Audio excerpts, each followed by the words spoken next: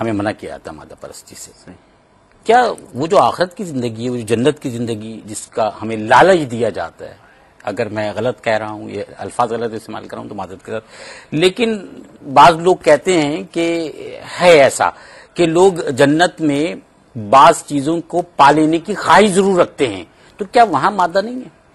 دیکھیں، بات مادہ کی نہیں ہے، میں تو اسی طرف آؤں گا جہاں سے میں نے بات شروع کی تھی.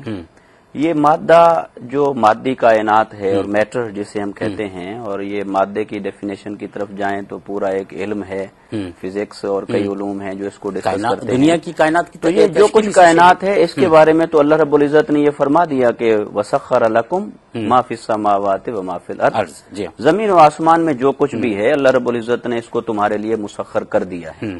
اور اگر یہ کلیتاً ناجائز ہوتا اور کلیتاً یہ نقصان دہ ہوتا تو اللہ رب العزت اس کو ہمارے لیے بناتا نا. یہی تو وجہ ہے کہ یہ ہمارے لیے آزمائش ہے. آزمائش اسی کو کہا جاتا ہے کہ جس سے دو راستے نکلیں. اچھا، ایک راستہ جاتا ہے حق کی طرف اور ایک راستہ جاتا ہے باطل کی طرف. تو اولاد بھی تو دیکھیں آزمائش کی آزمائش ہے. تو ایک راستہ اللہ کی طرف جاتا ہے اور ایک شیطان کی طرف جاتا ہے. تو یہ مال اور اسباب دنیا جو ہیں، مادہ، وہ مادہ جو ہمیں اسی میں سے ہی روحانیت نکل آئے تو وہ اللہ اور اس کے رسول کے ہاں پسندیدہ ہے. ٹھیک ہے. اور اگر وہ مادہ پرستی بن جائے کہ اس کو انسان اتنا پوجنے لگ جائے کہ اس کو دل میں بٹھا لے.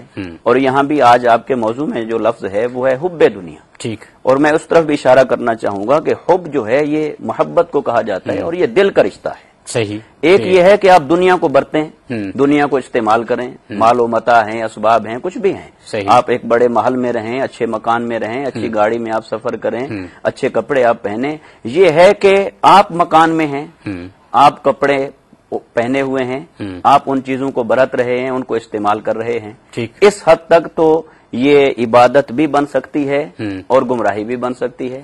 یہ نیت پر ہے، اس کے استعمال کے طریقوں پر ہے، اللہ اور اس کے رسول کی اطاعت پر ہے. لیکن اگر یہی کچھ اٹھا کر آپ اسے دل کے اندر رکھ لیں اور دل میں اس کی محبت کو پال لیں، حب دنیا جو آج کا موضوع ہے، تو اگر ہم اس کو دل کی محبت بنا لیتے ہیں تو اس سے اللہ اور اس کے رسول صلی اللہ علیہ وسلم نے منع کیا. یعنی محور یہی ہے، مقصد یہی ہے. کیونکہ یہ جو قلب ہے مومن کا، اس کو اللہ رب العزت نے اپنی محبت کا مسکن بنایا ہے، اپنی معرفت کا مسکن بنایا ہے، اور حضور علیہ الصلوۃ والسلام کی محبت اور ادب کا مسکن بنایا ہے.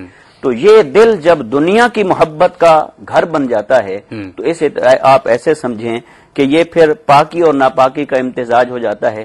یہ پھر ایک اچھی چیز اور بری چیز کا بلینڈ اور امتزاج ہو جاتا ہے، اور اس کو دین ایکسپٹ نہیں کرتا اور اس کو دین تسلیم نہیں کرتا.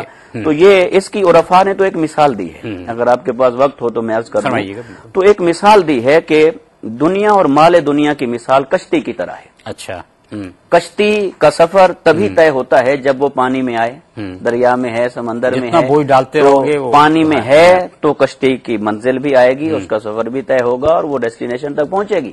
لیکن اگر وہی پانی جو کشتی کے باہر ہے اگر وہ کشتی کے اندر آ جاتا ہے تو پھر وہ کشتی ڈوب جاتی ہے. صحیح. تو اسی طرح اہل اللہ نے فرمایا کہ یہ جو مال دنیا ہے اور دنیا ہے، اس کی مثال اسی طرح ہے، اور مومن کا دل ہے کشتی اور یہ ہے پانی. اب اگر مومن اس میں رہے تو اس کے لیے نقصان نہیں ہے، لیکن یہ سب کچھ اگر اس کے قلب کے اندر آ جائے اور اس کے دل میں یہ محبت کے طور پر بیٹھ جائے تو پھر مومن کے لیے نقصان اور خطرات آ جاتے ہیں، چونکہ پھر اس کی زندگی میں پریفرنسز بدل جاتی ہیں، پھر ترجیحات بدل جاتی ہیں. ترجیحات